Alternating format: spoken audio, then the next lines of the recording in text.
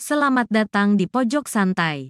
Sebelum Anda mendengarkan audiobook ini, kami menginformasikan bahwa channel ini adalah review audio dari buku yang ada di Indonesia. Untuk membaca keseluruhan buku ini, kami menyarankan membeli buku aslinya di toko buku kesayangan Anda, baik offline maupun online. Keberadaan channel ini dimaksudkan untuk membantu Anda mendapatkan pengetahuan dari buku-buku kesayangan Anda. Jangan lupa untuk subscribe, like, dan komen. Selamat datang di Pojok Santai, channel khusus yang membahas komik dan novel dengan cara asyik. Di kisah sebelumnya, Andika sudah tidak bisa menahan dirinya lagi setelah mengetahui pelaku pembantaian perguruan Trisula Kembar berada di dekatnya. Apa yang akan terjadi selanjutnya? Yuk, simak kisahnya kali ini. Sementara itu, 5 orang yang sedari tadi asik menikmati tuaknya seketika keluar dari kedai dengan wajah pucat. Begitu mendengar nama Begal Ireng diteriakkan Andika. Sementara ketiga manusia busuk itu bagai tak merasa terusik oleh kehadiran Andika. "Pelayan, sediakan kami tuak," ujar Begal Ireng. Bibir Begal Ireng tersenyum amat sinis. Kemudian kembali tidak memperdulikan pemuda berang itu. "Ayo, tunggu apa lagi orang jahat?"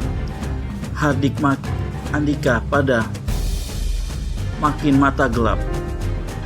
Dan Andika yang sudah membuka caping yang masih menutup kepalanya, dibantingnya benda itu persis di meja mereka.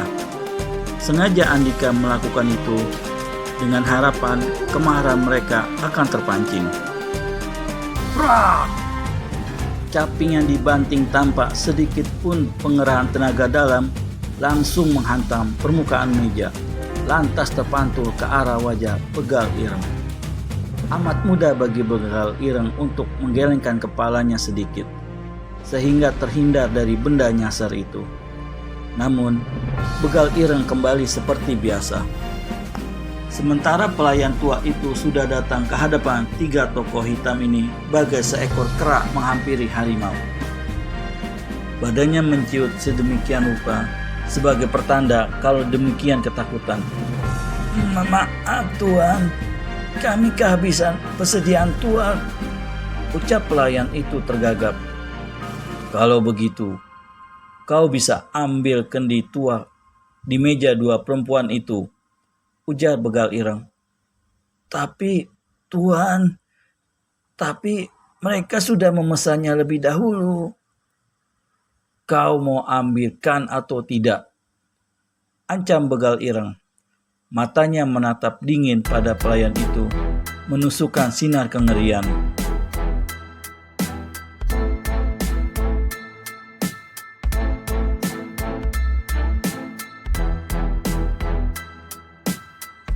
"Keterlaluan! Apa kau pikir dunia ini milikmu?" geram Andika. Kemarahannya kini benar-benar sampai pada batas yang tidak bisa lagi ditahan. "Hiat!" Tiba-tiba teriakan mengguntur keluar dari mulut Andika. Kekuatan tenaga dalam yang kini berada di tubuhnya tanpa disadari terikut dalam teriakan.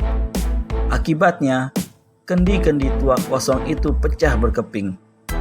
Bahkan pelayan tua yang nampaknya tak memiliki kepandaian apapun menutup telinganya dengan wajah kesakitan.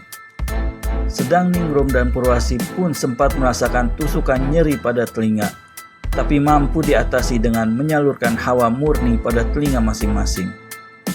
Kedua tangan Andika sudah menggenggam keras sepasang trisula yang dicabut dari pinggangnya. Dengan satu terkaman harimau, diserangnya ubun-ubun Begal Ireng. "Ciat!" Namun dengan lengosan ke belakang yang manis sekali, tusukan sepasang trisula itu hanya menyambar angin di depan Begal Ireng. Sedangkan tubuh Andika meluncur deras melabrak dinding kayu kedai hingga membuat lubang besar. Dan begitu mendaratkan kakinya di luar, Andika sudah siap dengan kuda-kuda tempurnya. "Keluarlah kau, Begal Ireng. Apakah kau sejenis binatang pengecut? Teriak Andika. Tak ada lagi yang dipikirkan anak muda tanggung itu, kecuali segera menghabisi nyawa manusia-manusia yang telah merusak kebahagiaan yang baru saja dikenyamnya saat berada di perguruan Trisula Kembar. Manusia-manusia yang tidak hanya membunuh harapannya untuk memiliki keluarga besar seperti saat itu, tapi juga menghilangkan orang-orang yang sudah menjadi keluarga sendiri secara keji. Untuk sedikit memikirkan keselamatannya sendiri saja sudah tidak ada di benaknya saat ini. Dan kalaupun harus mati, Andika sudah siap. Dengan langkah tenang teratur, begal ireng melangkah keluar diikuti 2 orang botak kaki tangannya. Hiat! Andika langsung menyerang kembali.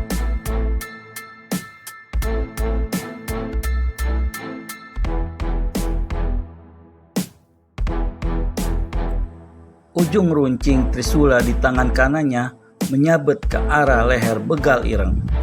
Namun dengan kecepatan mengagumkan, begal ireng melenting dan berputaran beberapa kali ke belakang. Lalu dengan ringan kakinya menjejak tanah kembali. Sikapnya masih tetap menganggap enteng Andika. Dengan kedua tangan terlipat di dada, Andika bagai tak mau memberi kesempatan, diserbunya kembali begal ireng. Jurus-jurus Trisula Kembarnya menyabet ke sana kemari tanpa aturan. Memang pengalaman yang terlalu hijau dalam dunia persilatan membuat Andika tidak tahu kalau kekalapan pada saat bertempur bisa berarti kelemahan. Begitu Andika menyabetkan Trisulanya ke dada, begal ireng cepat menangkis dengan punggung tangan. Plak! 2 kekuatan tenaga dalam luar biasa beradu pada satu titik, menghasilkan benturan yang amat keras. Dan ternyata hal ini mengakibatkan begal ireng terseret dalam keadaan berdiri 5 depa ke belakang. Tampak kepulan debu menyebar di sekitaran kakinya. Begal ireng terperangah. Tak pernah diduga kalau kekuatan tenaga tusukan tangan Andika yang bau kencur itu setingkat dengan tokoh kelas atas. Gila! Umpat begal ireng dalam hati sambil memegangi punggung tangan yang terasa nyeri bukan main. Memang, keturunan keluarga pendekar Lembah Kutukan seringkali sulit dipahami. Dia sendiri tidak dapat menebak kenapa jenazah Ki Panji Agung yang dihabisinya dulu mengeluarkan cahaya kemilau. Dan belum tuntas kebingungan itu terjawab, kini pemuda yang diburunya belakangan ini memperhatikan tingkat tenaga dalam yang tidak mungkin bisa didapat secara mudah oleh anak ingusan macam Andika. Begal ireng memang tahu kalau kecepatan gerak Andika benar-benar menakjubkan. Itu diketahuinya saat melihat dengan mata kepala sendiri bagaimana Andika menamatkan riwayat jari iblis di kota Praja.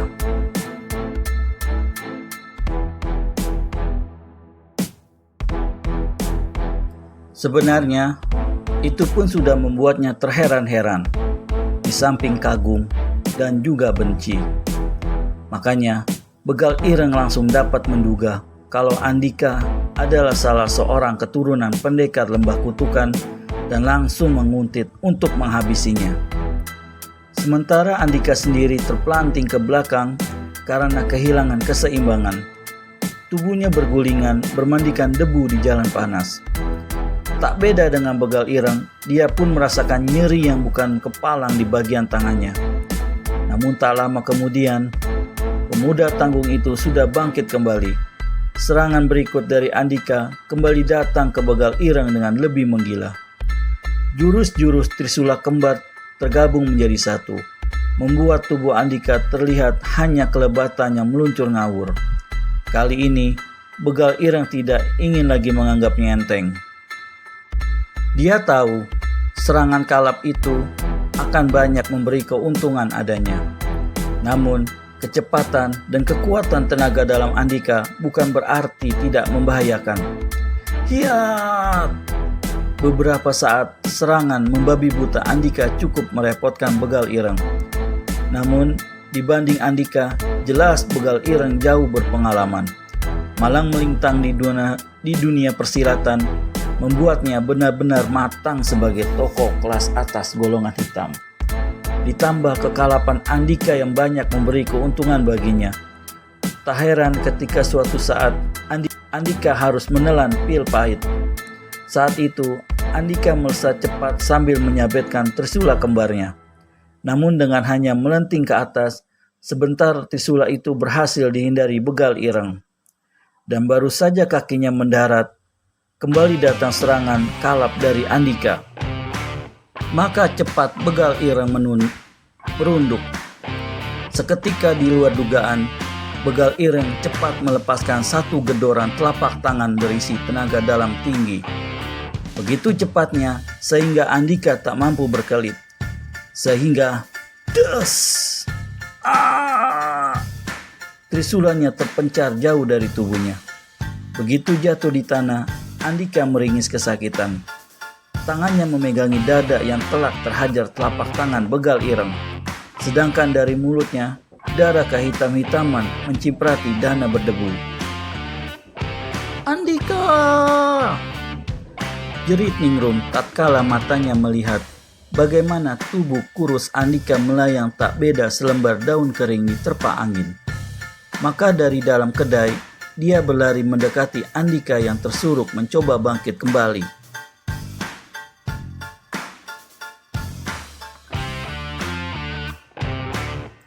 Dua orang botak dan sipit kaki tangan begal ireng yang berdiri tak jauh dari pintu kedai sama sekali tidak mencegahnya. Dengan amat dingin dan kaku, mereka hanya melirik tubuh Ningrum yang sintal. "Jahat kau begal ireng!" jerit Ningrum menyayat setelah merangkul tubuh Andika yang linglung. Bagi Ningrum, Andika adalah segalanya. Andika berarti satu tugas amat berat yang diembannya dari perguruan naga merah. Andika berarti seorang sahabat yang amat menyenangkan. Dan Andika juga berarti cinta pertamanya yang tumbuh subur semenjak pertama kali turun dalam dunia persilatan. Cinta yang kini tak lagi bisa dianggapnya sebagai rasa kasihan belaka semerbak di kedalaman hati gadis ini. Sambil memapah tubuh Andika, mata Ningrum yang legam indah menjadi beringas. Dari bagian bulu mata lentiknya, garis-garis bening mengambang berbaur murka yang tak terbendung.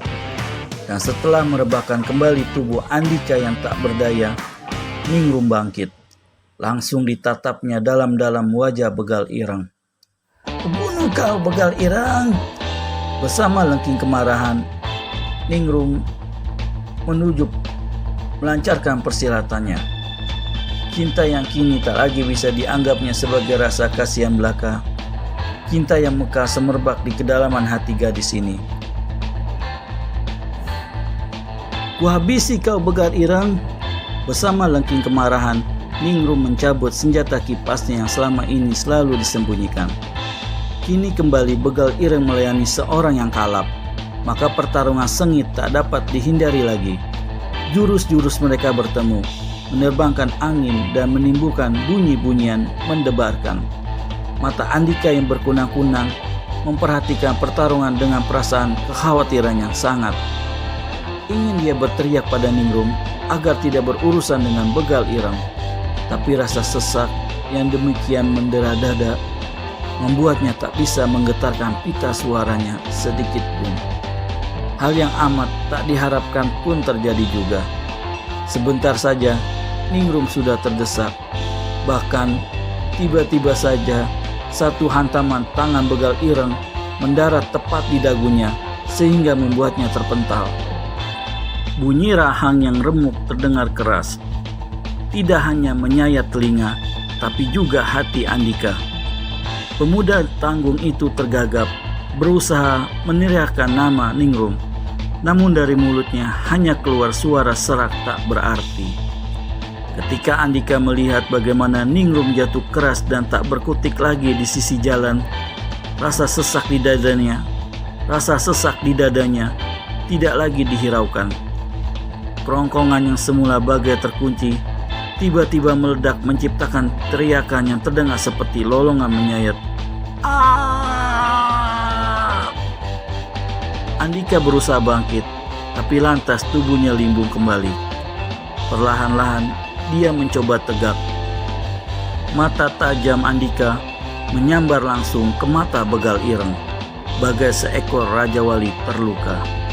Sebelum Andika sempat menggerakkan otot-ototnya yang mengejang untuk menyerang begal ireng, suatu benda keras mendadak menembus dada kiri bagian belakang, dan bumi tiba-tiba terayun di mata Andika, lalu gelap dan semakin gelap. Bagaimana kisah selanjutnya Andika? Temukan jawabannya di sini. Segera subscribe dan tekan tombol lonceng untuk mendapat notifikasi video terbaru dari kami. Terima kasih dan sampai bertemu kembali.